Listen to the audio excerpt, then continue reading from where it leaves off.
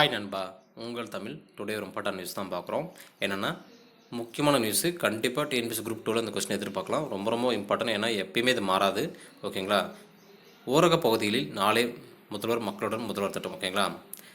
இன்றைக்கி இந்த திட்டத்தை ஆரம்பிக்கிறாங்க ஊரக பகுதியில். ஓகேங்களா? இது என்ன திட்டம் எப்படின்ட்டு பார்த்துடலாம். ஓகேங்களா? என்னென்னா மக்களுடன் முதல்வர் திட்டத்தில் முதற்கட்டமாக நகர்ப்பகுதிகளில் 2058 முகாம்கள் நடத்தி 8.74 லட்சம் மனுக்களுக்கு தீர்வு காணப்பட்டது. ஓகேங்களா? நகர்ப்பகுதியில் ஏற்கனவே ஆரம்பிச்சிட்டாங்க. எப்போ ஆரம்பித்தாங்கன்னா 2023 டிசம்பர் 18. இந்த டேட்டு முக்கியம், மறந்துடாதீங்க. 2023 டிசம்பர் 18 ஆரம்பிச்சிருக்காங்க. ஓகேங்களா? இங்கே நகர்ப்பகுதியில் ஆரம்பித்து 2058 முகாம்கள் நடத்தி 8.74 லட்சம் மனுக்களுக்கு தீர்வு காணப்படுது. இது மக்களோட முதல்வர் திட்டத்தில். இப்போ என்ன பண்ணுறாங்கன்னா ஊரக பகுதிகளில் மக்களுடன் முதல்வர் திட்டத்தை நாளை தருமபுரியில், அப்படின்னா இன்றைக்கி தருமபுரியில் தொடங்க வைக்கிறார் முதலமைச்சர் மு க ஸ்டாலின். ஓகேங்களா? இன்றைக்கி தேதி இன்றைக்கி என்னென்னா 11/7/24. ஓகேங்களா? 11/7/24 தருமபுரியில் ஆரம்பிக்கிறாங்க.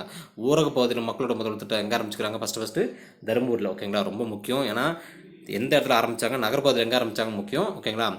ஊரகப்பகுதியில் எங்கே ஆரம்பிக்கிறாங்க, நகர்பகுதியில் எங்கே ஆரம்பித்தாங்கன்னு உங்களுக்கு தெரிஞ்சால் மறக்காமல் கமெண்ட் பண்ணுங்கள். அது கண்டிப்பாக கேட்டுருவாங்க. ஊரகப்பகுதியில் எங்கே ஆரம்பிக்கிறாங்க, மக்களோட முதல்வர் திட்டம் தருமபுரியில் ஆரம்பிக்கிறாங்க. ஓகேங்களா? இங்கே ஊரகப்பகுதியில் மொத்தம் 12,500 கிராம ஊராட்சிகள். ஓகேங்களா? ஊராட்சிகள் இருக்குது. ஓகேங்களா? 12,500 கிராம ஊராட்சிகள் இருக்குது. ஓகேங்களா? அதே மாதிரி இவ்வளோ 12,500. ஓகேங்களா? அவ்வளோ கிராம ஊராட்சிகள் இருக்குது. அதனால் இது ரொம்ப முக்கியமான ஒரு கொஸ்டின்.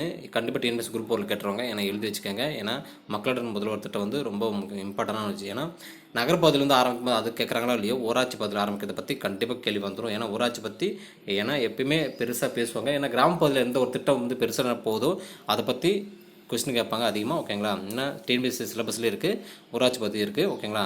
அதனால் இந்த வீடியோ பிடிச்ச லைக் பண்ணுங்கள், சப்ஸ்கிரைப் பண்ணுங்கள், எல்லோரும் ஷேர் பண்ணுங்கள். பாய் நண்பா, உங்கள் தமிழ்.